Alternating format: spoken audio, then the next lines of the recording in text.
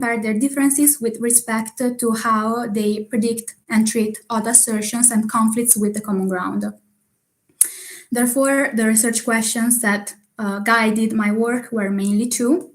How does exhaustification operate in the two accounts, and how do the two accounts predict conflicts with the common ground, and what are the effects of these conflicts? First, I will start by briefly introduce the topic of scalar implicatures. Scalar implicatures belong to the broader class of implicatures. This term was used for the first time by Grice to identify what is implied by speakers during a conversation.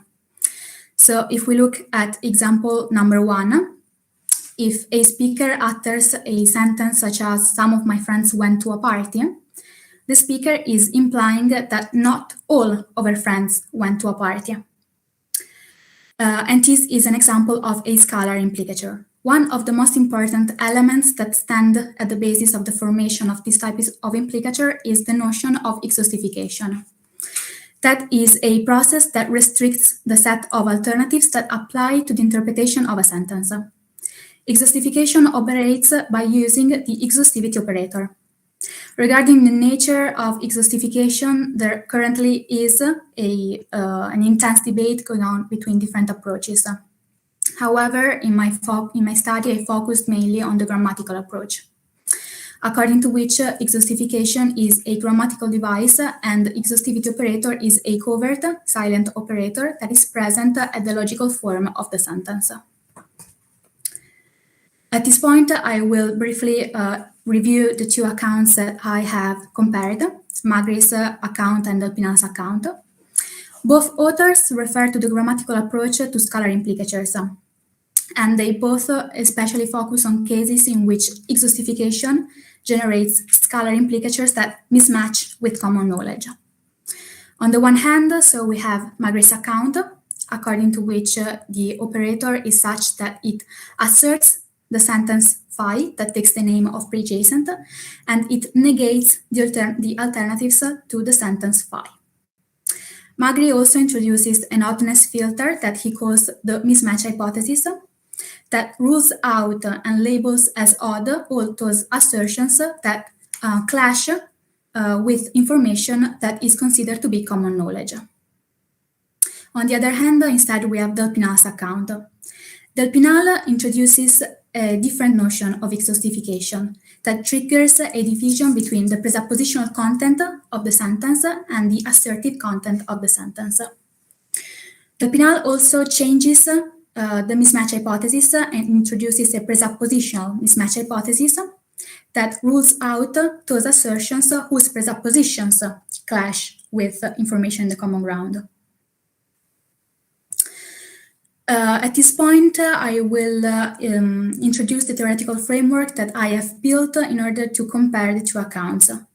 In this theoretical framework, I have examined three crucial notions, which are the notion of common ground, that of assertions, and that of presuppositions that we will look at in the next slide. Common ground can be identified as the set of information that is taken for granted and accepted as true by interlocutors during a conversation.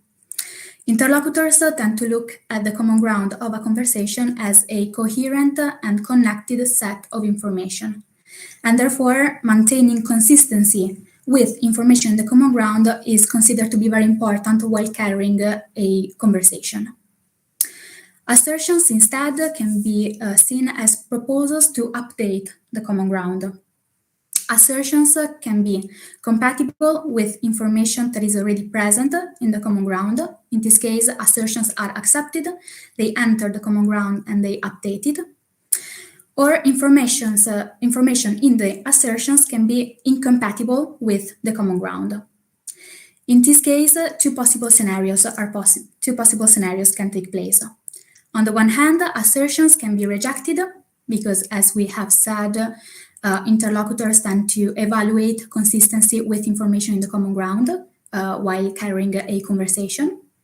Or, on the other hand, as Stolnaker explains, incompatible assertions can be used as signals that the common ground might need to be revised.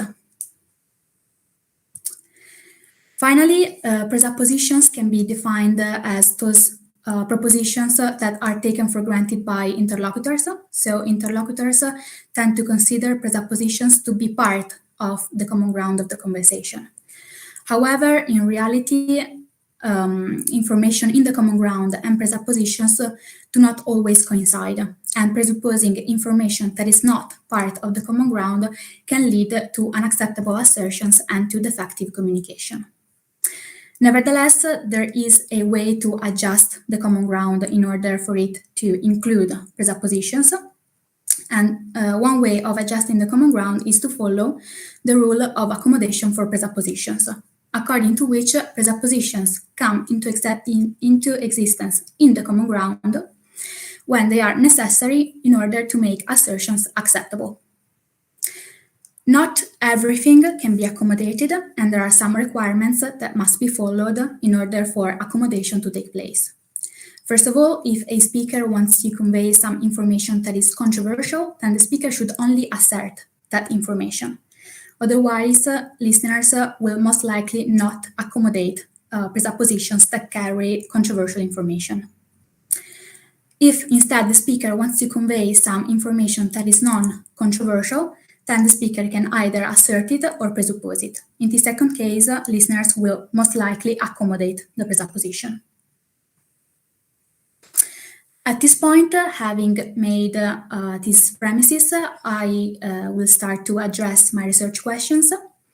So regarding how exhaustification operates in these two accounts, I found out that according to Magri's account, the operator simultaneously asserts the pre-adjacent and the negation of the alternatives.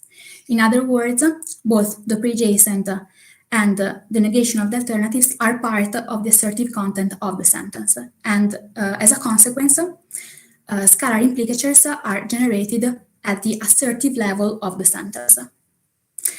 In standard cases, assertions are felicitous because they carry information that is compatible with information in the common ground. If instead we take a look at Delpinal's account, we can see that the presuppositional exhaustivity operator asserts the at-issue content of the sentence, but it presupposes the negation of the alternatives. So, in other words, according to Delpinal, it is only the pre-adjacent that is part of the assertive content of the sentence. And as a consequence, scalar implicatures are generated at the presuppositional level of the sentence. Again, if we consider standard cases, assertions are felicitous according to Delpinal's account because they have presuppositions that do not carry any controversial information, and therefore listeners will accommodate those presuppositions. Example number 2, some students passed the test, is a case of a felicitous assertion that is accepted by Magri because the information is compatible with the common ground. But it is accepted also by Delpinal because the presupposition carried by this assertion can be accommodated by listeners. Regarding instead the second research question, I examined how the two accounts predict conflicts with the common ground and what the outcomes of these conflicts are. Again, I will take a look at Magri's account first. According to the mismatch hypothesis, oddness is generated in those cases in which there are inconsistencies between assertions and the common ground. Additionally, oddness is the only outcome that is predicted in cases of inconsistencies between assertions and common ground. This move is justified by the fact that, as we have said before, maintaining consistency with information in the common ground is very important for interlocutors, especially when it comes to accepting or rejecting assertions. If we look at Delpinal's account, we see instead that the presuppositional mismatch hypothesis rules out those assertions that have presuppositions that clash with the common ground. And therefore, it rules out those sentences that presuppose controversial information that cannot be accommodated. But at the same time, the presuppositional mismatch hypothesis saves those sentences that express the controversial information only and entirely in their assertive component. Indeed, as we have said while discussing the theoretical framework, also Stolnaker explains that incompatible assertions can work as a way to make interlocutors revise the common ground. This difference between the two accounts can be exemplified in sentence number 3. Some but not all fathers have children is indeed labeled as odd by the mismatch hypothesis by Magri, because the information is inconsistent with the common ground. But this sentence is saved and not judged odd by the Pinal and by the presuppositional mismatch hypothesis, because the controversial information that only some but not all fathers have children is entirely expressed in the assertive content of the sentence. So the sentence is not just felicitous according to the Pinal, but it also works as a signal that the common ground needs to be revised. To conclude, here I have briefly described the results that I have found regarding how exhaustification operates and how oddness is predicted. I found that according to Magri's account, the operator derives scalar implicatures of sentences in their assertive content. As a consequence, oddness is predicted in cases of conflicts between the common ground and the assertive content of the sentence. While according to Del Pinal's account, the operator derives scalar implicatures in their presuppositional content. And therefore, oddness is predicted in cases of conflicts between the common ground and the presuppositional content of the sentence. Finally, regarding the effects of the conflicts with the common ground, I found out that the mismatch hypothesis rules out those conflicts between assertions and the common ground. So it does not seem to be able to account for those cases in which incompatible assertions call for the revision of the common ground. But these cases seem to be taken into consideration by the presuppositional mismatch hypothesis by Del Pinal, and it also seems that using a presuppositional exhaustivity operator allows Del Pinal to account for the use of informative presuppositions and for the use of the rule of accommodation as well. Informative presuppositions, assertions that call for the revision of the common ground, and the rule of accommodation are all standard common conversational moves that are used in everyday conversations and that are confirmed by the theoretical framework that I have set and by the literature that I have examined. Here are the references that I have examined. And in the end, I wanted to thank you all for your attention. Thank you. Thank you very much. Perfect timing. So maybe your supervisor wants to say something on that. For supervisor. Yeah, sure. Thank you, Valentina. Thank you very much for an interesting and very orderly presentation. So I have one question. I'm happy with most of the part of your work. I have just one question. So it seems to me that at the end, the point is the notion of common ground that these two authors are really assuming, right? Because as you mentioned, presenting the theoretical framework of your work, normally an incompatible assertion can be used as a clue to update the common ground, right? This is something that is clearly possible. Take a sentence like, some lions are mammals, right? Or some lions are robots.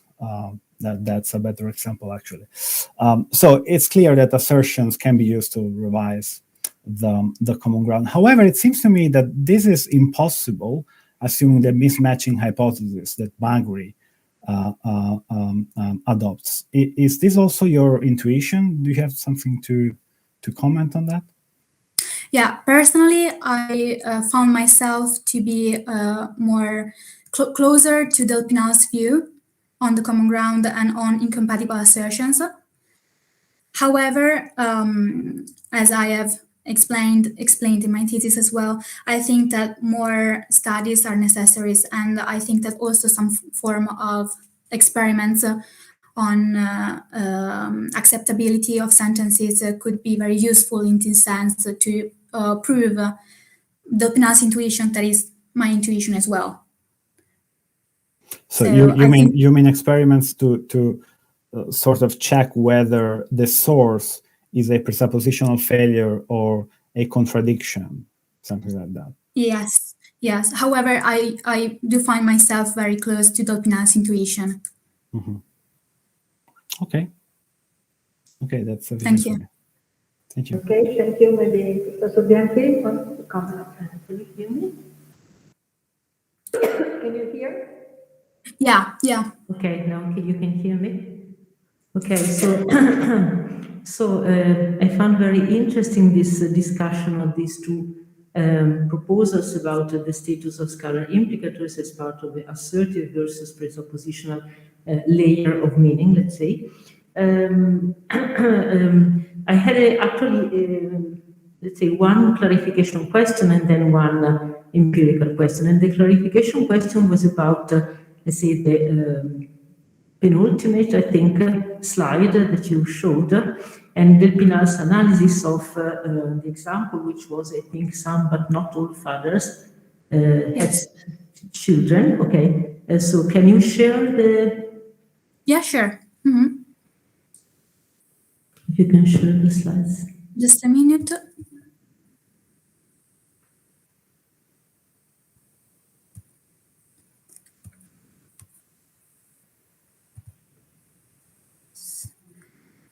This is it.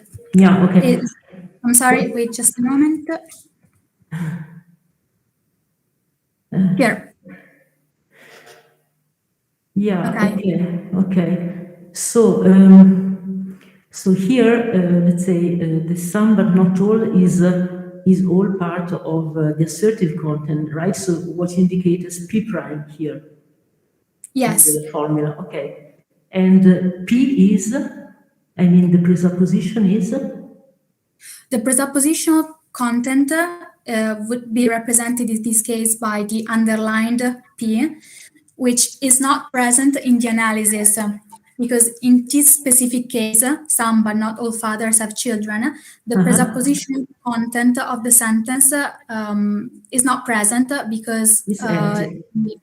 Yes, exactly.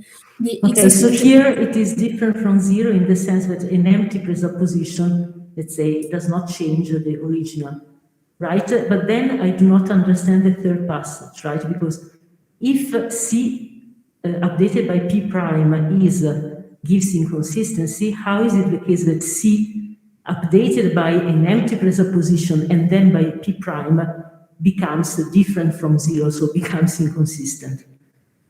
So this is the point that I didn't understand. Well, the controversial, the assertive content, that is the part represented by P prime, is not inconsistent, right, with the common ground. Well, it is inconsistent, but it doesn't make the assertion odd. Okay. Also, there is no clash between the assertive content and the presupposition, and this last thing is represented by the last part of the formulation in the point E, in the last step of the analysis. Okay, so the formula seems to say something slightly different, but I understand the point that you that you want to make. Okay, then I had, let's say, an empirical question, which was actually about, let's say, a much simpler example, which was more or less at the beginning of the thesis, and it was example number 15 on page on page 13. All right. Where you have a reasoning about this sentence. Some patients are waiting for me. Now, I mean, even independently of a sentence with a subordination, which is yet another issue, but even, let's say, just taking 15a, so the simple assertion, my feeling here is that actually there is no exhaustification effect. The reason is that I think it is perfectly possible to interpret this sentence with a non-presuppositional interpretation, namely as something equivalent to there are some patients waiting for me, okay?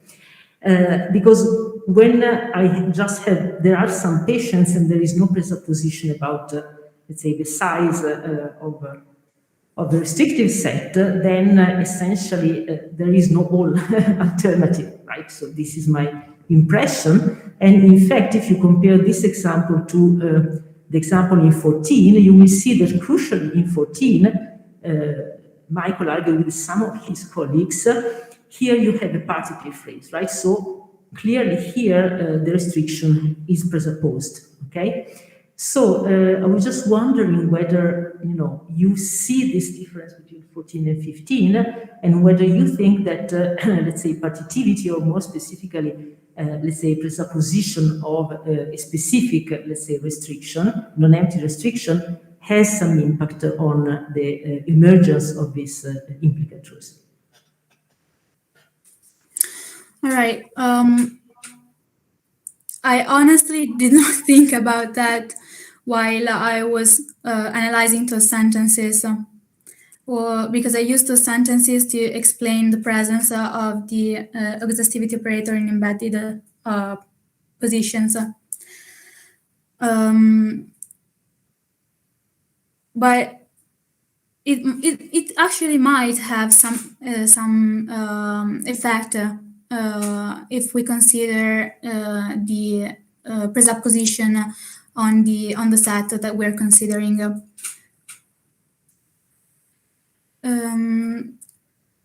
It might produce some difference, but I honestly admit that I did not take that sentence, those two sentences, into consideration while I was considering the difference between Magris and Delphinal's account. Can I make another question? I'm sorry, Valentina, I have to ask to you to go back to the presentation. Yeah, sure. To the same slide that you discussed with Professor Bianchi, if you don't mind. Mm-hmm. I have just a clarification point. So I'll wait for you. Just a moment. Yeah. Oh, that was some but not all fathers have children. Yeah. Okay, so this is a slide. So I wonder if you're making, or you're trying to make, an empirical claim here. So what you have in the A sentences, you have that Magri predicts this sentence to be odd, whilst Delphinal does not predict this sentence to be odd, right? Are these predictions that you find in Delphinal, for instance? Is this a prediction that Delphinal makes? Yes, I followed Delphinal's intuition about sentences that use the some but not all form. Indeed, as Delphinal claims, this is a crucial difference between his own account and Magri's account, and that really shows how incompatible assertions can actually be felicitous assertions. So okay, I followed. Yeah. Okay. Yeah, so I'm sorry. Go ahead. Yeah, I followed Delphinal's view on this difference. Okay. So when you mention possible like experimental research on this, you had in mind these two sentences, right? Something like these two sentences. Yeah, okay, because I think. Mm-hmm. Yeah, I'm sorry. I think it really shows the difference between how incompatible assertions are used by the two accounts. Okay.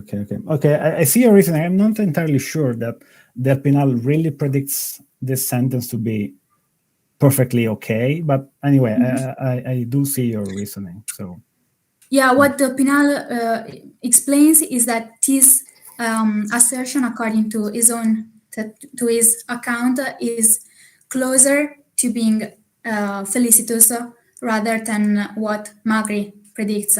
Magri indeed predicts this sentence to be not felicitous. okay. Thank you. Thank you.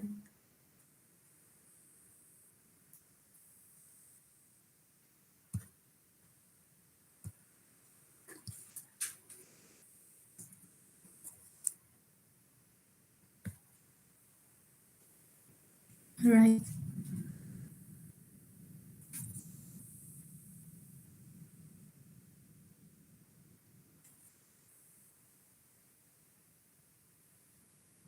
I can't hear you.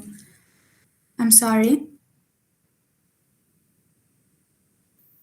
Me neither. Is someone speaking? I'm sorry.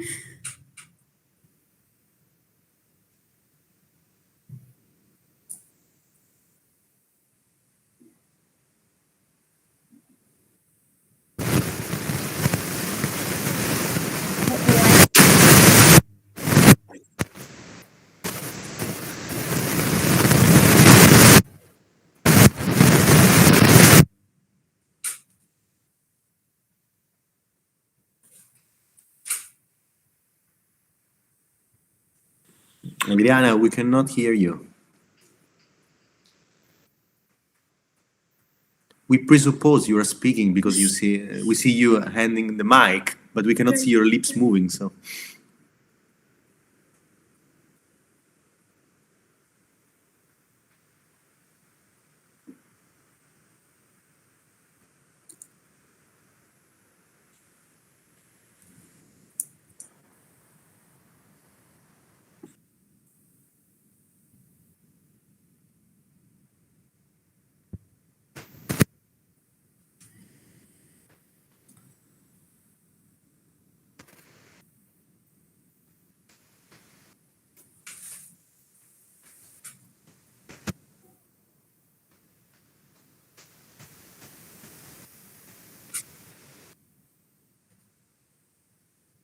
Nothing, no audio.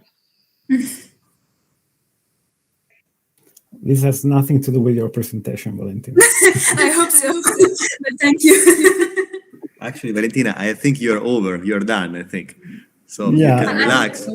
Yes. I guess Adriana was trying to say that. Satisfied unless there are, but I think there are any other questions. Waiting for the president, I think that this is over, and then we can move to the next candidate. And then after, because you are only 3 today, so you'll be called back at the end. So after the other 2 candidates, and this also give us a few minutes to solve this technical problem. Right. Okay, the best part is that Adriana, if you're okay, I say it, just nod. Okay. Yes. All right. See you later then. now Yes. we can hear you, Thank Adriana. you. It's okay. Thank you. It's okay. Thank you. So 4:30, I read. Valentina. Okay. Yeah, perhaps even earlier. Let's see, or later. Depends on how this problem goes.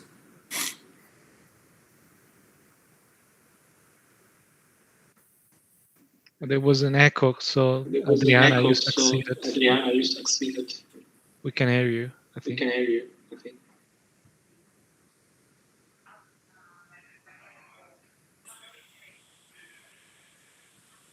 That's very weird. Yeah. I think the audio is looping. Okay, Valentina, let's see if your audio is working. We cannot. Okay. Can you hear me? Yeah, Valentina, you can hear you. It was Valentina Bianchi. Valentina Bianchi. I was sorry, Valentina, but I was asking Valentina Bianchi if she's speaking. Yes, because we try to unmute yourself with your phone is muted. All right. Okay. Yes, I am speaking, but there is a terrible echo. Okay, Yeah, you have to remove the audio from the computer, the PC there. That the setup of the room is horrible. It's definitely. But if we switch off our mics, I think the echo will disappear. No, the problem was the room there.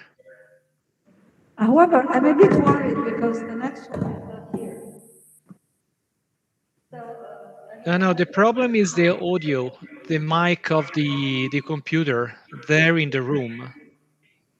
That's, I mean, after 1 year, it's really unbelievable that still we have this problem in the room in which we teach and we have a committee. That's, I mean, should be set up.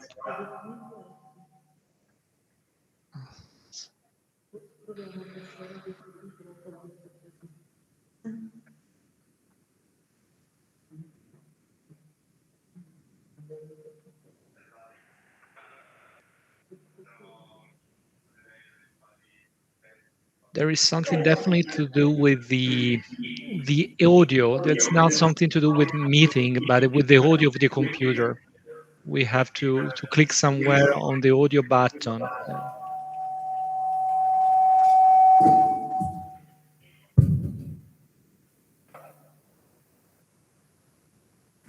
Yes, Salvatore, as far as you know, do you think that Maria is waiting for something?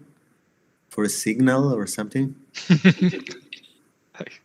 Professoressa, stanno salendo, eh? Yeah, and so I was asking. Oh. Because Qual è il problema, professoressa? Quale sarà? Non si sente. ora ti sentiamo con molto eco.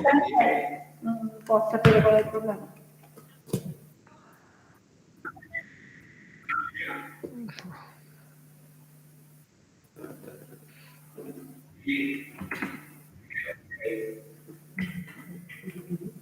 Mi sto spiegando.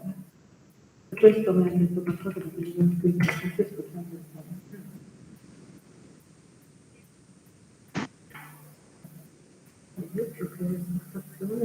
Sì, però andiamo a cambiare le posizioni. Ora noi vi sentiamo, molto male, ma vi sentiamo. C'è un input. Sì, c'è là, c'è un un eco. input, qualcosa arriva. Non so. Ora? Sì. Sì, arriva, ti sentiamo. arriva. Ora Cosa è successo? Io non ho fatto niente. qualcosa sarà successo, qualcosa di buono. Però nel frattempo si è bloccato il video, cioè non si può vedere tutto. Allora, Sì. io ho scritto una mail a Maria Unico. Beh, noi sappiamo che Maria era lì in Sto in presenza. presenza. Scusate, mi sono confusa. Non è in presenza, è online. No, Maria è in presenza e anche la bambina. Sì, io sapevo. Sì, stamattina sapevamo che si sarebbe presentata. Sì, è in presenza. Ed è effettivamente lì in aula, cioè, perché noi non la vediamo. No, non la vediamo neanche noi, per questo c'era questo problema. È in presenza ma assente, ok. Eccola. Ah, Maria. Hi, welcome. Please. Okay, now I don't know how we are going to have the presentation. Maybe I have it on the USB. Okay. Where do you put it? Maybe here. I think here are some. Maybe. I hope. Can you see us?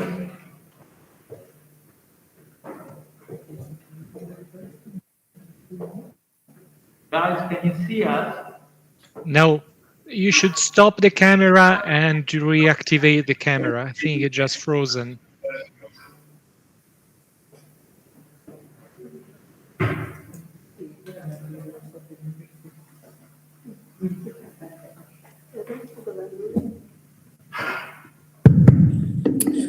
Cristiano, if you have good advices, you should use Italian in case you want to address those advices to somebody else different from Adriana and Valentina. I was more words to say, but that's totally unbelievable. So better speak in English. But, You see my point. I mean, if you know how to solve it. yeah, I know. Yeah, but I don't know exactly what's going on. I think penso che l'audio sia un problema di... Perfetto. Ok. C'è l'eco, ma va bene così.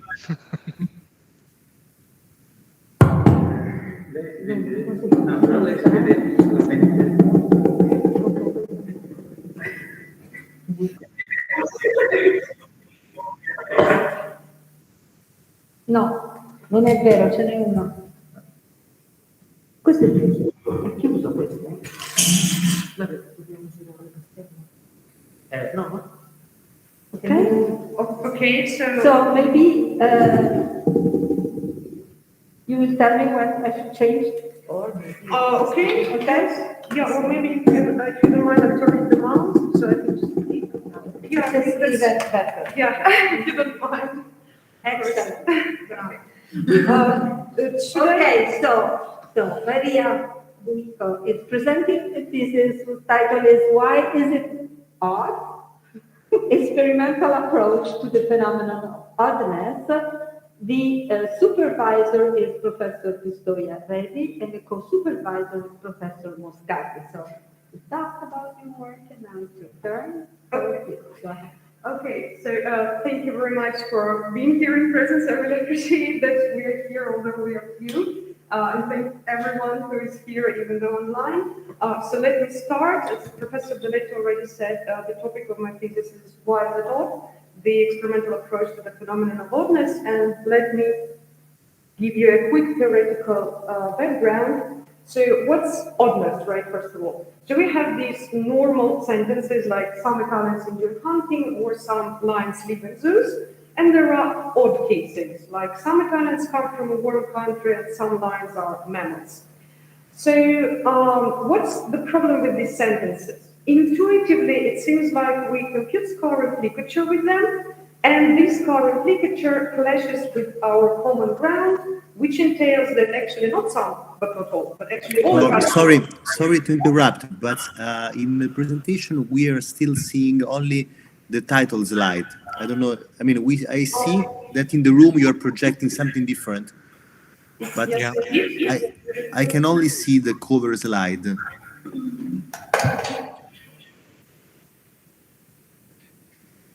Let's try to reshare the screen.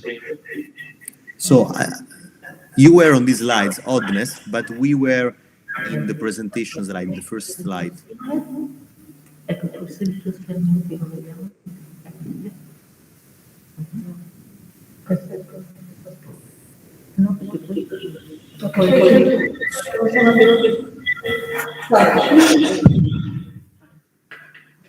Try to share once more and see. Let's see if the problem disappears. Yeah. Maybe share and not have the presentation. Yeah, share the screen, the PowerPoint. Without the presentation. So let's. Okay, yes, of course, Yeah. yeah, we can go like this. Yeah. So as I was saying, right, so the cases like sentences like some Italians come from a warm country or some lions are mammals seem odd, seem strange, because we did compute scalar implicature with these sentences that some but not all Italians come from a warm country and some but not all lions are mammals. And these strengthened meaning clashes with our common ground, which entails that indeed all Italians could come from the same country and all lions are mammals. So from this intuitive assumption, right, we can conclude that probably scalar implicatures are blind to the common knowledge because they are computed despite the fact that they produce ill-understood. Pragmatic is not purely pragmatic. Let me maybe. No, it's okay. So then the pragmatic account of scalar pictures cannot account for oddness. Maybe we should turn to a grammatical one.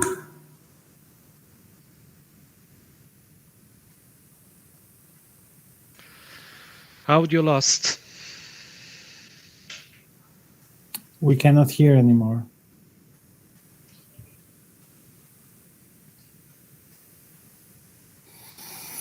Can you hear me now? Yes. Is it working? Okay. So yes, that's exactly what Margaret attempted to do in 2009, right? He tried to extend the radical approach to scalar implicatures of Fox 2007 to account for the odd cases. So the pillars of Margaret's account are that the entailment between alternatives is purely logical and not with respect to the common knowledge. His blindness hypothesis is basically a contradictoriness filter which filters out the logical contradictions, keeping in place those caused by extra grammatical information such as common knowledge. And mismatch hypothesis basically states when exactly the sentence is odd, and indeed a sentence, the strengthened meaning of sentence phi is a contradiction given common knowledge, then the sentence phi sounds odd. Well, then we should explain how come that certain sentences with scalar implicatures can be cancelled, right? A scalar implicature sometimes is not even computed at all if the weak sentence is enough as an answer to the question under discussion. Well, the point is that in odd sentences, there is a homogeneity presupposition. So the homogeneity presupposition is a presupposition which states that either all atomic parts of the whole share a certain property or none of them do. So if we come back to Italians, either all Italians come from a certain country or none of them come from that country. Relevance usually is assigned to alternatives with respect to the contextual information. However, once we have a homogeneity presupposition, the relevance is assigned obligatory. So as a result, the scalar implicature is triggered and forced into place despite forming an ill-understood sentence. If we can move on, thank you. Okay. However, there is a certain problem with Margaret's account, which is really simple. Actually, it overgenerates the prediction of oddness. And as Del Penal observes, when the oddness is made a tissue, so it's stated overtly, like you actually say some but not all lions are mammals, this oddness effect decreases. However, for Margaret, right, for his blindness package, it should still be as odd as some lions are mammals. So Del Penal's account then is that conflicting content is made a tissue, right? In this case, it's not anymore an attempt to accommodate something contradictory to our common ground, something inconsistent, but it's more of a call for revision of the common ground. We can deny this call for revision, right? We can say, no, I don't agree with that, but it doesn't cause oddness anymore. So Del Penal adopts the entry from dynamic semantics for the update of the common ground Q with the proposition of common ground C, sorry, with proposition Q. When relevant, like in our case, the proposition Q is represented as P underlined P primed, where P underlined is the preposition, which in our case is the negated alternative, and the P prime, so the assertive or tissue content, is the proposition itself. So like this, exhaustivity operator becomes a presuppositional trigger. So what are then the reasons for oddness? There are two of them: the direct inconsistency between the presuppositions, so again the negated alternative, and the common ground, or indirect inconsistency when the presupposition is indeed accommodated, like in case of homogeneity presupposition, because negating that all Italians come from the same country returns none of them come from that country. But the updated common ground anyway clashes with this assertion, the original assertion that some Italians come from our country. Thank you. Another problem which actually extends to Del Penal's account as well, although was proposed for Margaret's account first, is criticism posed by Schlenker, which basically says that, okay, the notion of entailment, right, is logical, and in this case, the stronger alternative should entail the weaker alternative just based on logical inference, without the access to the common ground. But that's indeed impossible if our domain is empty. Because if we have an existential sentence and the domain is empty, since existential quantifier is represented as a conjunctive sentence, then the sentence is false. However, if we look at the universal sentence, then it's always true with the empty domain. So how can we then establish the relevance of the alternatives? Well, it follows from this criticism, right, that no scalar implicature can be computed with empty domains. However, Stoireda's pilot studies of 2017 the opposite effect was observed, right? The scalar implicatures indeed seem to be computed in sentences with empty domains, and such sentences, if they were combined with VPs not associated with oddness, or associated with oddness, of course, were judged as odd. So it seems like scalar implicature mechanism is indeed blind to the information about the non-emptiness of the domain. Thank you, Professor. But how can we then account for it? Well, for example, we can adopt Menungian ontology. So Menung distinguished between two modes of existence, let's say, real objects and ideal objects. So real objects exist and subsist, so like Italians, kings, and countries. However, merely subsisting objects, well, like Italian kings, they are just subsist. However, regardless the existential status of these entities, right, they all possess the nuclear properties used in their descriptions. So like this, Italian kings, although not existing, are Italians. And like that, we can assign relevance and we can then go on with computed scalar implicature. Yes, we can move on. Thank you. So what are then our research questions? So is the scalar implicature actually computed with empty domains, right? That's the first thing. How blind is the scalar implicature computational mechanism, right? So does it need some kind of access to common ground or none of it? And what is the difference in scalar implicature computation, for example, with and without the empty domain and with and without the VP associated with oddness? So now we can have a look at our experimental design. Yeah, we can immediately go to the next one. Thank you. So it's 2-to-2 factorial design, where two factors are existence and homogeneity, and then can be satisfied or not satisfied. Pretty simple. What we measure are acceptability judgment in the form of a rating from 1 to 7, where 7 is the most acceptable. And reaction times for different parts of a sentence, so part which carries the existence and which carries the homogeneity, and the response, key response, by which I mean the actual judgment, right? So when a person actually clicks 1, 2, 3, 4, 5, 6, 7. So the participants are 10 Italian native speakers of different ages. Okay, so we can now look at what kind of images participants are presented with. So an image on the left where we have triangles of two different sizes is like Spanish-like society, where we can have royal family members and Republicans, right? And on the right, we see Italian-like society, where we don't have any kings and have only small figures, Republicans. So like this, the image on the left always satisfies the existence, right? Because big triangles exist and small triangles exist. However, the one on the right sometimes does not satisfy the existence because there are no big squares. Points are, dots are random, right? So this is a property like enjoy hunting, right? However, color is homogeneous because regardless of the size of the figure, they all should share the same color. Okay, so of course participants are not told all of that story about Spanish-like, Italian-like societies. They are trained to understand it as rules of a game, which we can see here, right? Again, the same rules. What they actually see is that first they see the image, yes, this one, then they see the first part of a sentence, some small squares, so the one that carries the existential import, and then have a dot or red, which carries homogeneous or non-homogeneous presupposition. And then we have the rating scale where they have to express the judgment. So what are our experimental findings? Yeah, we can start with acceptability judgment. So the image on top is our baseline, right? We can see that condition 1 represents a sentence with existence satisfied, right? And homogeneity not satisfied. So a sentence like some small triangles have a dot or some big triangles have a dot. And indeed, again, I remind that 7 is the most acceptable one, and our acceptability is 6.7. While sentence with existence and homogeneity both satisfied, so some small triangles are green or some big triangles are green, is not the same.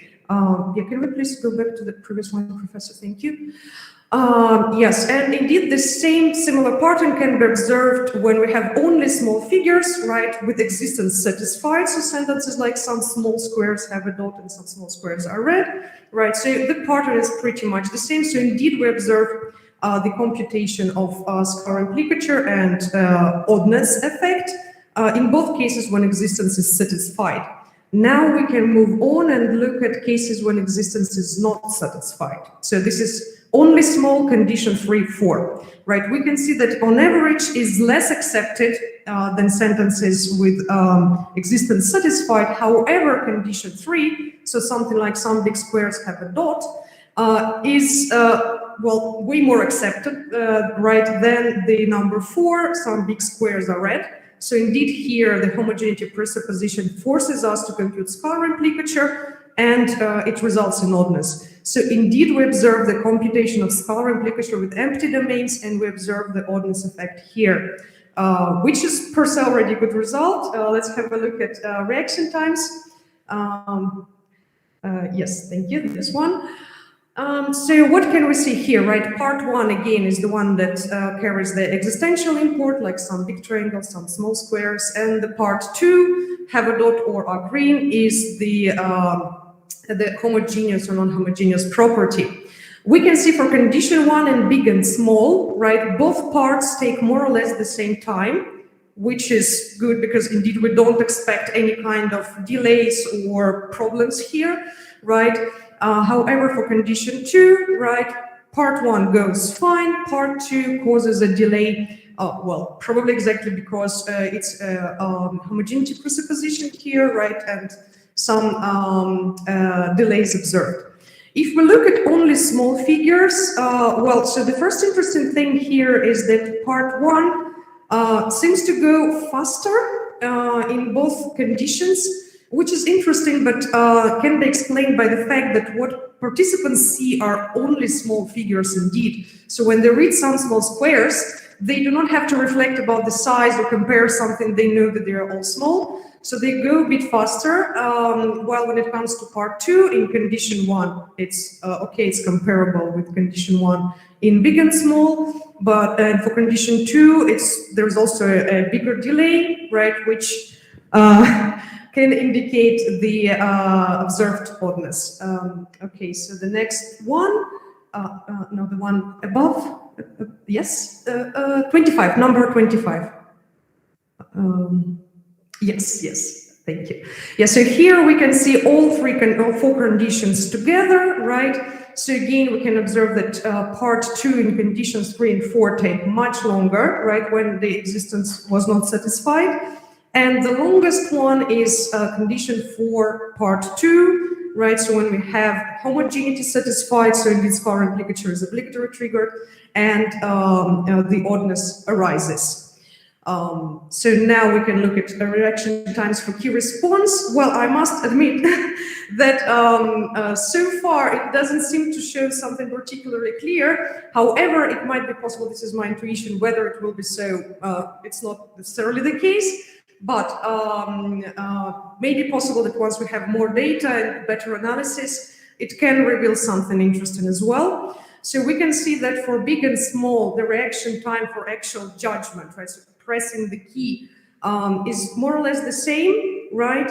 However, for the small, only small image, right, here we have a way less clear pattern, right? So condition 1 seems to go very fast. Again, can be due to the fact that indeed what they see are only small squares. Some of them are with the dots, so no problem here. Condition 2 is much slower. That can be caused because its homogeneity is satisfied here, but then we don't observe the same with big and small, right? So that's a trick. For condition 3, again, there is a certain delay, right? Condition 4, however, goes pretty much as fast as condition 2 in big and small. So it seems like here we have a certain correspondence, right? What about condition 3 then? Why it takes so long? Well, can be possible because since the existence is not satisfied, but homogeneity is not satisfied as well, so some big squares have a dot. Well, first of all, it's not said that scalar implicature is even computed here, right? Because without homogeneity, it's not necessarily obligatory forced. So it can be possible that there is more room for reflecting, for trying to save the utterance somehow, while in condition 4, since there is a homogeneity and scalar implicature is triggered, well, you are constrained to express your judgment. And as a conclusion, what can we say is that, yes, indeed, scalar implicatures are computed in sentences with domains contextually known to be empty. Scalar implicature mechanism is blind to the common knowledge, including the non-emptiness of the domain. And we are in need of Winungian ontology in order to account for this, which might have its effect to how we perceive common ground. However, that's not my field of expertise, so I'm not going to develop that now. What of limitations and prospects? Well, seeing only small figures seems to have an effect on the reaction times, which I don't know whether it's good or bad, but it is to keep in mind when we talk about the results. Reaction times for key response could reveal something interesting once we have more data and maybe some more stable pattern. And unfortunately, the results are not sufficient to judge which hypothesis, Magris or Delphinals, accounts better for the results. So that's all. Thank you for your attention. And of course, your questions are welcome. Thank you very much. Now, maybe let me stop where do I stop it? I don't know. Where do I stop the sharing? I don't use this in general. No. Okay, I will find a way. Maybe here. Okay, that was easy. Unexpectedly so. So now maybe Professor Reda wants to say something, and then Professor Muscati. Yeah, sure. Can you hear me? We can. Okay, very good. Thank you, Maria. Thank you very much for a very interesting presentation indeed. I mean, I really like your project. As you know, I'm almost sorry that you're ending your thesis project today. Okay, I'll kidding apart. I wanted to ask you something, which is basically a clarification point of what you said today, right? In presenting your results, you mentioned that something like that. You mentioned that we observe the scalar implicatures in all of the 4 conditions. So from this, you derive the conclusion that indeed you can have a scalar implicature also with empty domains. However, I was wondering, what about the sentences like some Italians enjoy hunting? Because in these cases, we are not forced to have an implicature, right? So did you actually observe an implicature also in these cases? Because this would be unexpected, I guess, right? Yes, thank you. Is it working? Thank you very much, Professor, for your question. Indeed, yes, since there is no homogeneity presupposition, there is no forceful computation of scalar implicature as a result. So yes, these sentences, well, I mean, since they are judged as acceptable, right, and if the scalar implicature wasn't computed at all, right, as the sentence like some Italians enjoy hunting, some and maybe all Italians enjoy hunting, well, yeah, we cannot argue the scalar implicature is computed. That's true. However, in any case, right, whether it was computed or wasn't, it seems like the sentence will be judged as acceptable. So that's maybe not that we observe the computation, but let's say we observe the computation exactly in cases when we observe it, right? So when the judgment is low, right? That's where we can clearly state that, yes, this is due to the scalar implicature. However, the high acceptability judgment of conditions with non-homogeneous presupposition is not necessarily a case. Indeed. Yeah, exactly. So we cannot really say anything about whether an implicature is derived in those cases, right? Yes. However, a very interesting observation that you submitted is that there is no crucial difference between these cases in which you have non-empty and empty domains, right? That is really a crucial piece of information that you gave today. Just a quick comment again. Let me be philosophical. You mentioned ideal objects at a certain point. You mentioned a Manongian ontology, of course. Can I say that in the set of what you call ideal objects, you should also have, I mean, you shouldn't only have Italian kings. You should also have female Italian kings. Okay, let me just remind this to you. Okay. Yeah, I keep it in mind. Thank you. I'll leave the floor to Professor Muscati. Okay, do you hear me? Yes, we can hear you. Okay. Okay, let me highlight another result that emerged from your study. I mean, the other very interesting result is the asymmetry that you get between sentences in which the class does not exist. So there are only entities that subsist. So like some big squares, and then you can have non-homogeneous properties. So some big square have a dot, and some red big square, some big square are red. And this is very interesting because you find a difference in terms of judgment. So you see that if you get the homogeneous properties, people do not like this sentence about non-existing entities. And this is very interesting because you find that in this toy scenario, you can control what exists and what is not. And so you replicate what Salvatore Pistoiareda found and expected to find. This is very, very interesting. So I think this is one result. Then there are a lot of things that you show us because you are collecting, I mean, this is normal, you are collecting at least 4 dependent variables. So we are talking about acceptabilities, and the results, I think, are very clear. Then you took reaction times at the end of the sentence, like in the judgment, after part 2 and after part 1.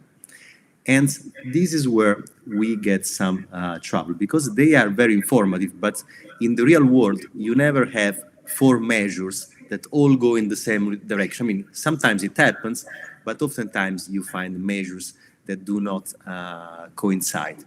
But there is one thing that I think is crucial, is at the beginning of the sentence, there is one part, it's about some green triangle, some little green triangle, things that exist. And you do not know how the sentence is continuing. Then there you got some differences. And this is totally unexpected and it's totally unjustified because you get the same picture with the same sequence of words. But you get little differences there. And this is a kind of control because this tells us that we cannot fully trust all the rest of reaction times because this is our control. Same sentence, same picture, same reaction times, but we find the difference. This do not mean that we need to trash away everything, but perhaps we should control why there is this difference where it shouldn't be. This is very likely that there is some noise. It is very likely that you only get 10 subjects. Perhaps 2 of them fell asleep on the keyboard, for example. So we see things that they are not justified. So perhaps if you want to save the other measures that you took, you should be sure that there is no great outlier there that otherwise will distort all your data. Okay, so as far as judgments, I think the results are very, very clear and expected. With reaction times, perhaps some caution is needed on the basis of one particular piece of control. Okay, thank you very much for your comment. Yes, and I remember your advice that you gave me to try to like modulate it, but unfortunately I didn't manage. I will be honest. So I guess it's like for the further development, indeed. Yes. Thank you very much. If I may, just this very small question: what is your expectation if you only have some red square had a dot without small? Well, I guess since we are presented with an image, right, and we see these small squares, right, even if they are only small, I guess it will be anyway accepted, right? It's like, okay, some small squares can be compared to some Italian professors, right? But however, you are still Italian, right? So if I say some Italian professors come from a warm country or some Italians who generally come from a warm country, I imagine the results should be the same because that's why. Okay, would be nice to know. Okay, thank you very much. Very, very nice. So now we are going to proceed in this way. We now go with the third candidate, and at the end, we will proclaim the three of you. Okay, so you should wait for half an hour more or less. Okay?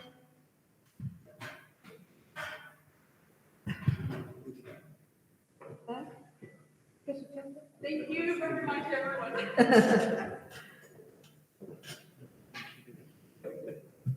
Non vi sento, scusa.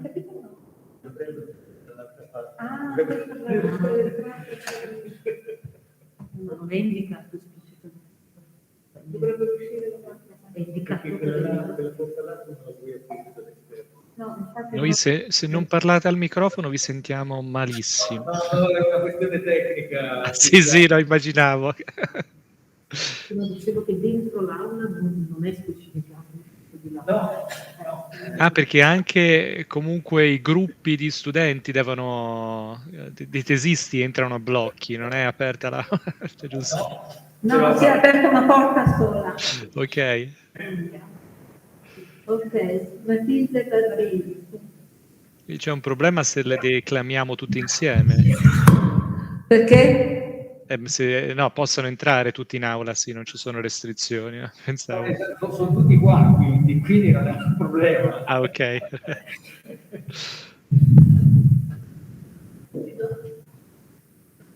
No, doesn't matter. Okay, so welcome.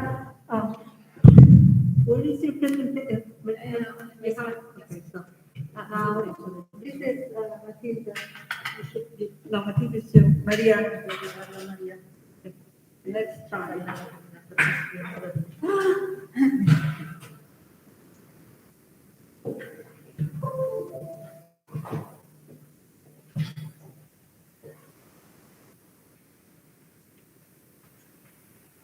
See presentation so far.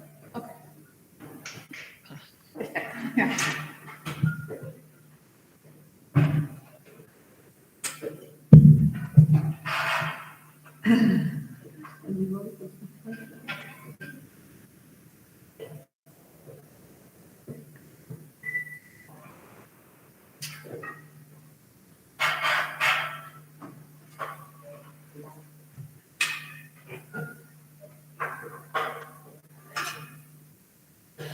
Okay. Oh, sorry. Make it bigger.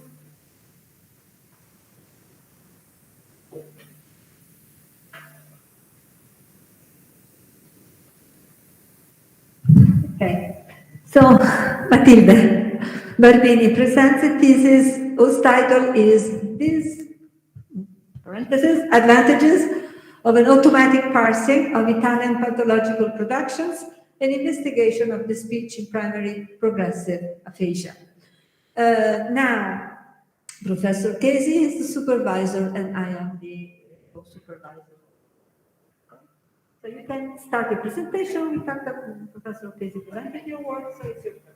Okay. To move the slides, can I? You can try to do it without the presentation because it might be Okay. too much. Okay. So you move it like this, so I can move it for you if it's easier. Okay. I can do it. Ah, okay. Okay. Okay, so yes. Good afternoon. Today I present to you my final work, Disadvantages of an Automatic Parsing of Italian Pathological Productions, with a focus on the speech in primary progressive aphasia. And what is primary progressive aphasia? Well, primary progressive aphasia, according to the National Aphasia Association, is a neurodegenerative clinical syndrome which involves an atrophy of the frontal and temporal regions of the left hemisphere, and which is characterized by a progressive deterioration of linguistic abilities, having as its feature a language impairment as a central feature. And just to mention, primary progressive aphasia can be divided in three variants: the agrammatic one, the semantic, and the logopenic one. And how do we diagnose primary progressive aphasia? Moving on with the other slide. Okay, thank you. The diagnosis of primary progressive aphasia is reached through a series of tests to measure lexical retrieval, single word and sentence comprehension, repetition, reading and writing skills. However, the variability in clinical presentation of the condition and the overlap of language manifestations among variants can make the diagnosis challenging. And in particular, we should also consider that the subjectivity of the individual which is assigned to the diagnostic process could be a factor to be taken into consideration, thus making the process as automatic as possible could be the right way to go. Now, Garrard et al. In 2010, they used the naive-Bayes multinomial algorithm to build decision trees, and they were able to discriminate over 92% of the time when one description of an image was produced by a normal subject and one from a patient affected by the semantic variant. Later on, by Casey et al. In 2014, with Garrard's work as a reference, adding further linguistic information, they were able to achieve an accuracy of more than 92% in the discrimination of all classes. And basically, this work fits into the question that asks whether the computational linguistic resources we have are really made to facilitate the life of clinicians who interact with these patients, both in the diagnostic and possibly rehabilitative field.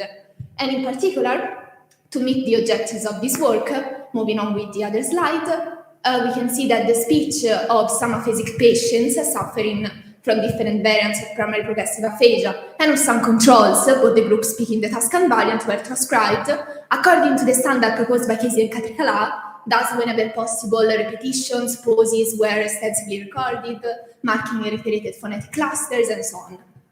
And the transcription were subjected to the analysis of Stanza, which is Stanford's dependency parser, and which can rightly be called the state-of-the-art of parsers. And we know that the dependency parsing has its basis in the dependency grammar. And moving on with the other slide, Stanza is the Python natural language processing toolkit that supports 66 different human languages, and tokenization, multi-word token expansion, lemmatization, part-of-speech and morphological feature tagging, dependency parsing, and name entity recognition are all part of Stanza's text analysis pipeline, which is language agnostic, in other words, language independent. And Stanza was tested, Stanza was tested in 2020 on some 3 banks of Arabic, Chinese, English, French, and Spanish, achieving the best performance on Moscow reported. And the question is it possible to use Stanza also in the clinical field? Well, a tentative in this direction was made with the creation of BlaBla, which is an open source library for language feature extraction for clinical analysis in multiple languages, and which is in toto a Stanford's tool, being it a combination of Stanza and Core NLP. And BlaBla was tested in 2020, and the software was able to correctly discriminate between controls and non-fluent aphasic patients, both in English and in French, while fluent aphasia was harder to discriminate. And just to mention, the data from the Mandarin corpus were less consistent. And moving on to the experiment of my work, I don't know why, I'm sorry for the format. The aim of the first experiment in the other slide, as you can see, was to test the ability and the accuracy of the parser with well-formed sentences of standard Italian, but which could present difficulties to the parser due to the presence of intervening elements, post-verbal subjects, a displaced element in the left peripheral position, and so on. And in particular, 239 sentences were analyzed, 32 subject relatives, 64 object relatives, 32 object clefs, 64 object questions, and 16 passive structures, in particular, passive object relatives, and 31 sentences containing critics. And in particular, the sentences were characterized by the presence of 2 different conditions: number match between the subject and the direct object, and number mismatch between the subject and the direct object, and the presence of a pre-verbal subject or post-verbal subject. And moving on. Thank you.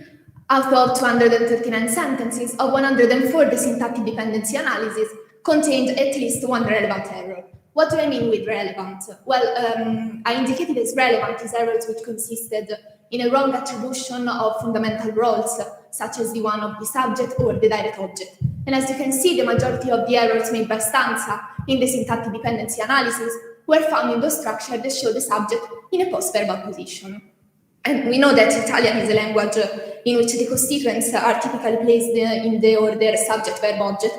However, the post-verbal subject can be found in a variety of contexts, and it is around great interest. And for a parser which has as its purpose the analysis of Italian, it is unthinkable not to presuppose its ability to parse this type of structure.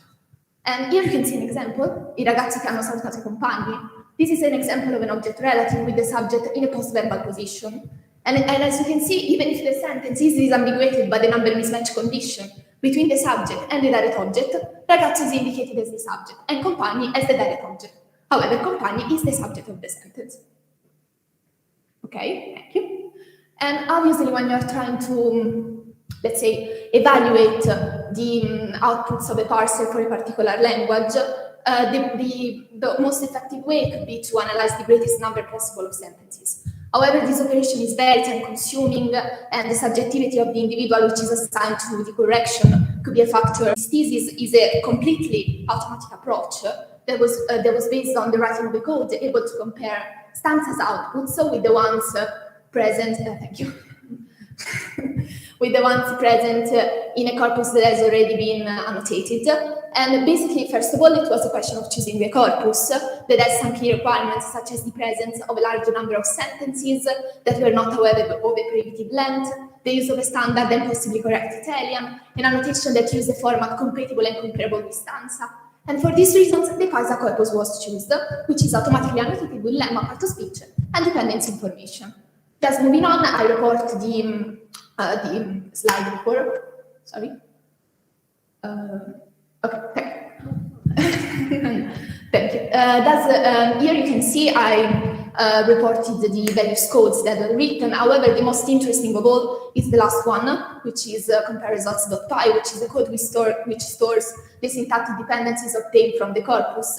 The reference one does the Paisa corpus, and those obtained as an output of the analysis with stanza, and data represented as a three-dimensional list containing the word dependency couplets from all the words of all the sentences. And a classification is considered correct when stanza identifies the same syntactic dependency as the one from the corpus, and the overall accuracy is computed as the percentage of correct word classification among all the considered words. And in the results, as you can see, the percentage of correct answers, therefore of correct correspondences between the annotation already present in the Paisa corpus and those resulting from the analysis of stanza, was of 79.03%. And within the thesis, a large part is dedicated to the analysis of the productions elicited through picture description tasks.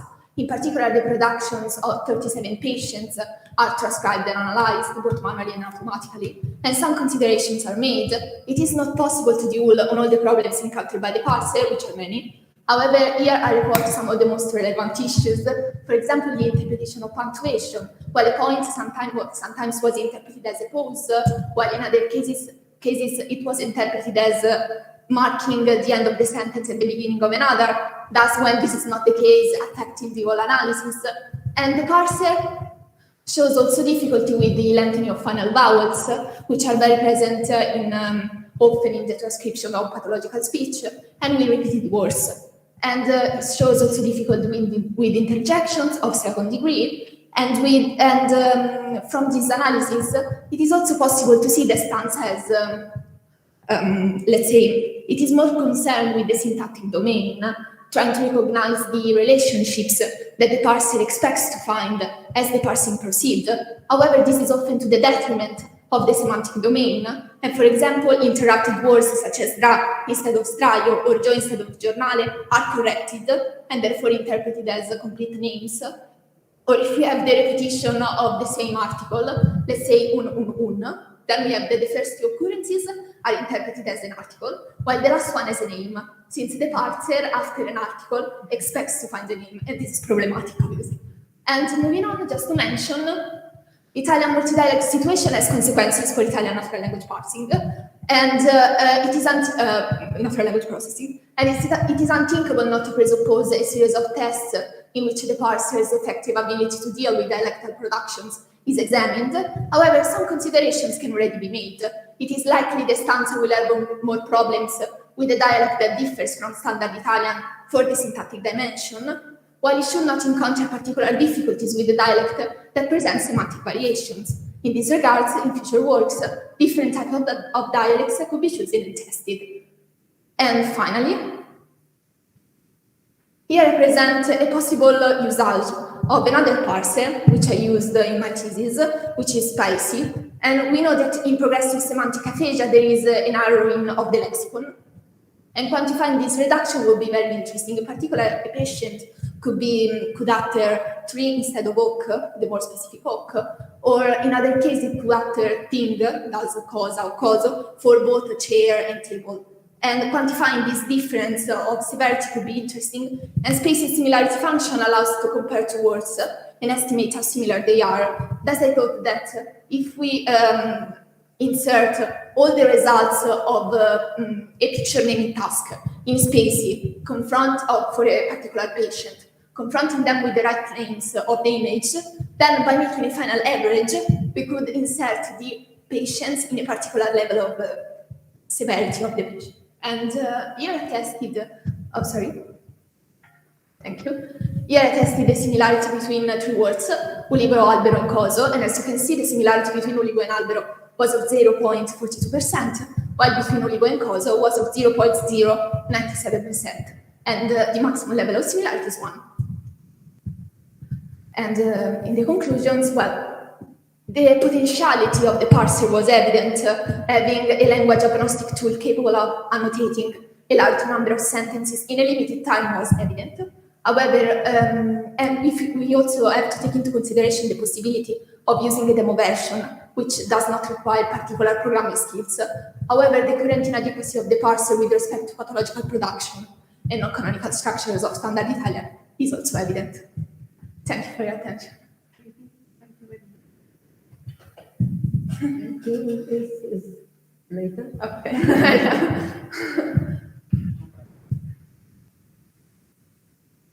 May I? Yes. Okay. Thank you very much, Matilde, for your quick run.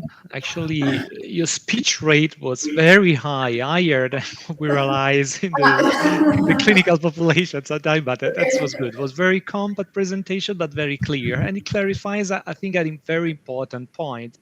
Actually, we don't see you. I think you're frozen in the video, but that's okay. Nevertheless, you pointed out that it seems that artificial intelligence, and more generally, now it's okay, machine learning seems a key factor to improve the performance in many approaches. Language is not an exception in this respect. So we try to apply machine learning in all domains, and that would be actually an important domain. When we talk about pathological speech, it would be nice to provide some hint for the therapist to actually retrieve cues which might be almost invisible. But that's a very critical approach, because you might expect actually to give to the therapist both false and positive or negative evidence. That's very risky. So from your perspective, the discussion was clearly toward the sense stanza. It's a useful tool. It's a very robust parser, but it deletes the error. It's too robust. It gives us false results. It doesn't help us much in the classification as a purely automatic system. So now the question, so the error tolerance, it's something good if you want to perform a task which is error proofs. But if you want to rely on errors in order to detect some disabilities, some wrong performance. So what do you think we should change in this approach, both from a computational perspective and from a, pathological therapist perspective? Well, obviously the parser should be trained specifically on pathological production according to my intuition. Right. And in particular, it should be also trained in non-canonical structures. It is obvious that the parser, as in the post-verbal subject condition, prefers the order subject-verb-object. However, the post-verbal subject is something that we find in every speech, in every spontaneous speech. Thus, we should basically train the parser with more productions, with more specific productions for a specific task. According to this, however, this is a tool that has an incredible potentiality. I mean, it is a language agnostic tool that supports 66 different languages. It is incredible, but we should empower it. Yeah.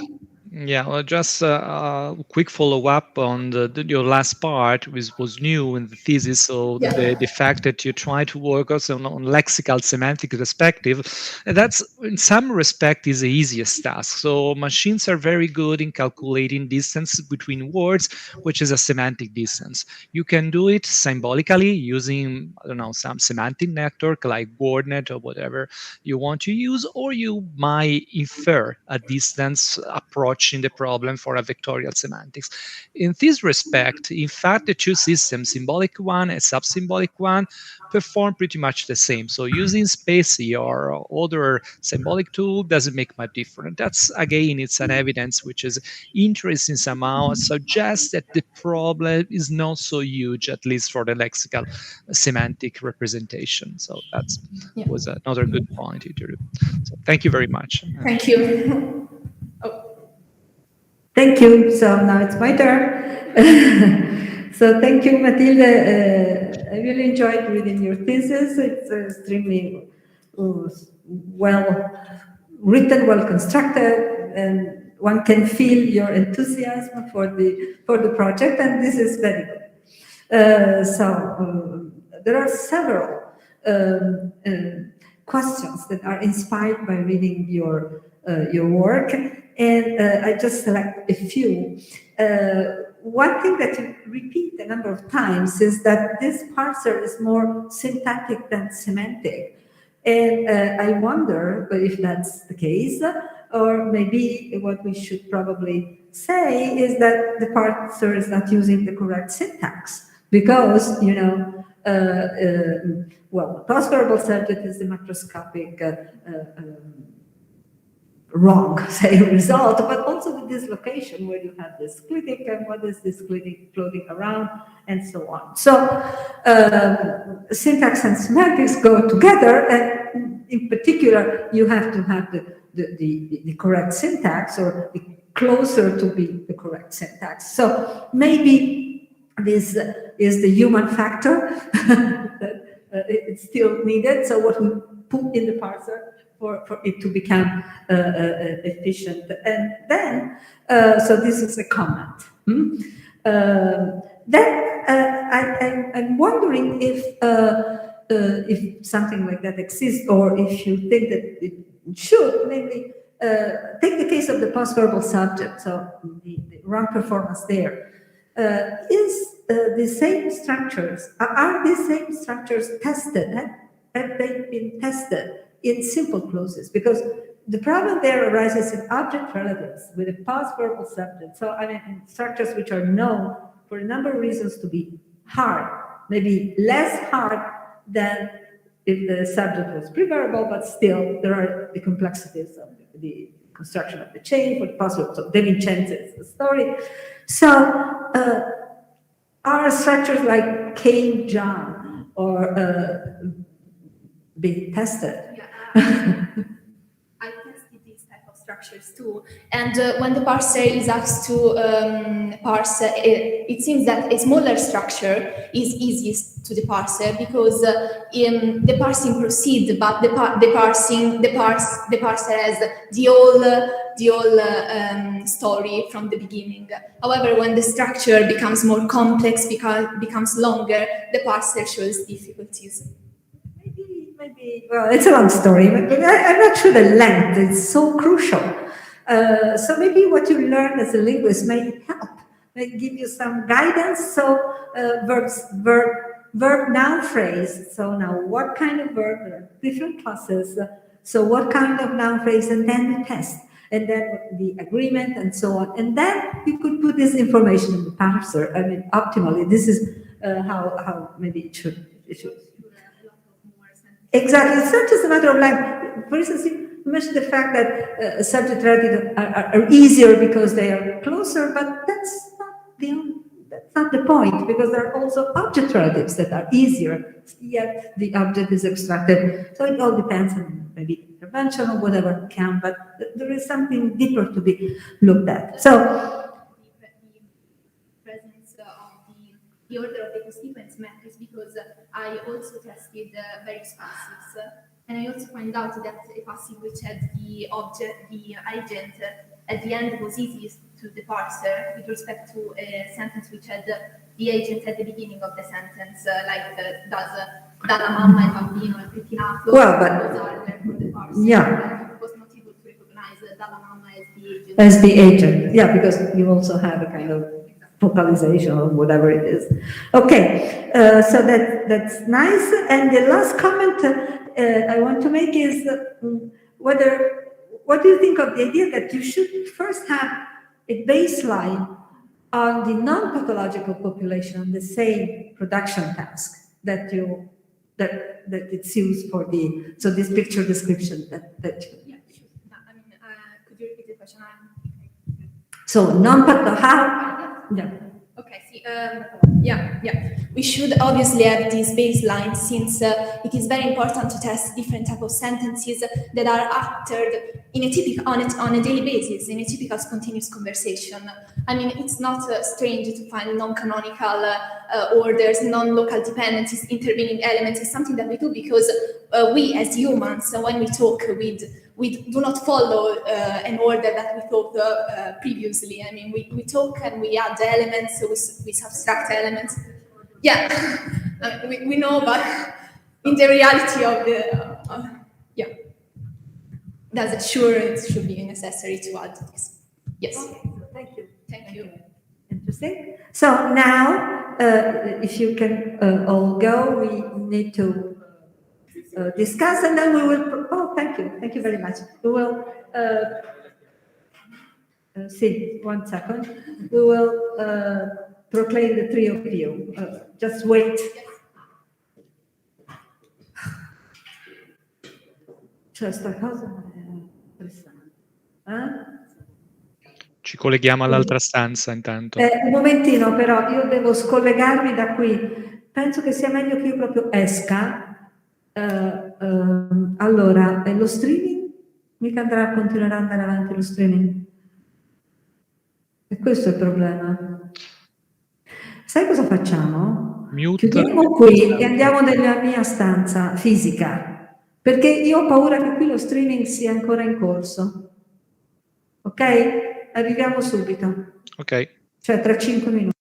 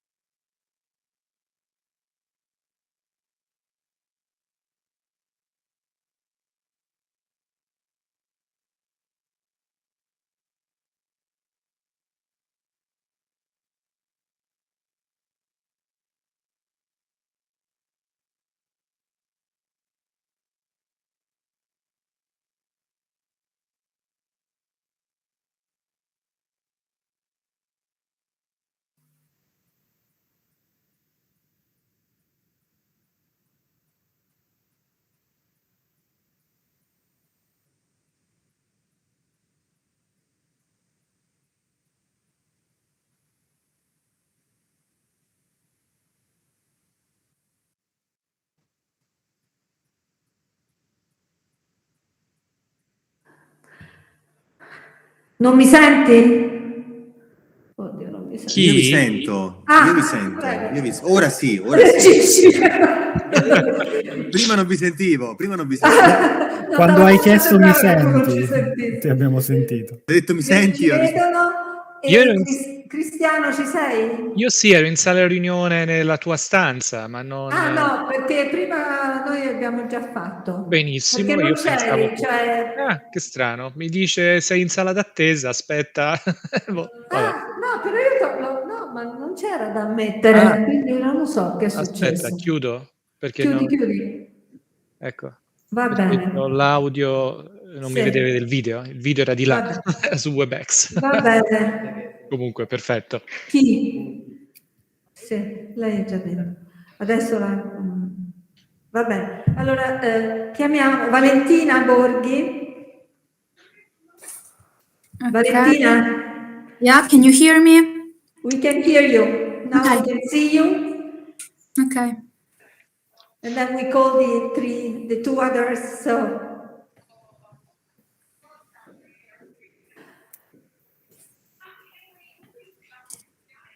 Okay. Maria?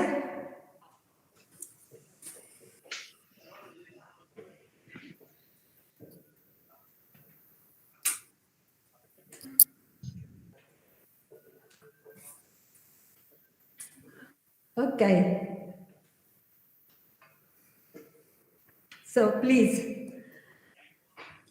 Okay, so Valentina Borghi, given the results of your academic career, this commission has approved your degree examination with a score of 110 out of 110 cum laude. Therefore, by the powers conferred in us by the Chancellor and in the name of the law, we proclaim you Dottore Magistrale in Language and Mind, Linguistics and Cognitive Studies. Thank you. Thank you. Thank you.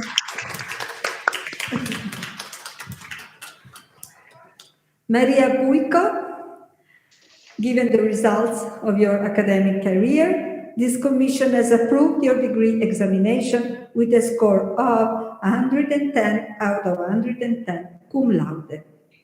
Therefore, by the powers conferred in us by the Chancellor and in the name of the law, we proclaim you Dottore Magistrale in Language and Mind, Linguistic and Cognitive Studies. Congratulations.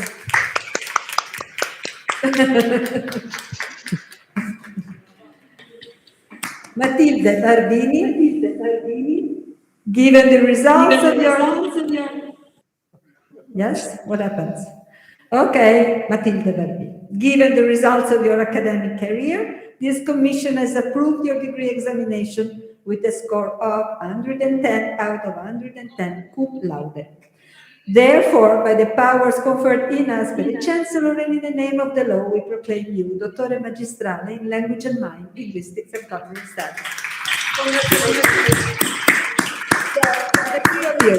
That was quite an interesting afternoon. Okay, good luck for the future. Good. So I think we are done. Thank you to the colleagues of the committee and to everybody. So you can say bye-bye to your supervisor. Okay. And bye-bye.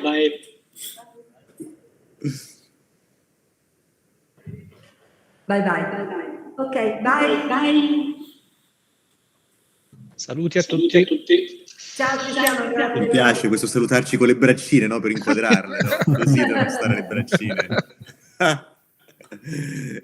Grazie. Ciao, grazie a tutti. Ciao. Adriana, io ho svolto il mio ruolo da segretario, ho inserito i punteggi. Sì. Mi sembra che tu debba verbalizzare. Devo chiudere. Ok. Sì, va bene, lo faccio, grazie. Perfetto, Okay. se c'è un dubbio ti chiamo. Va bene. Ok, grazie, ciao. Ciao.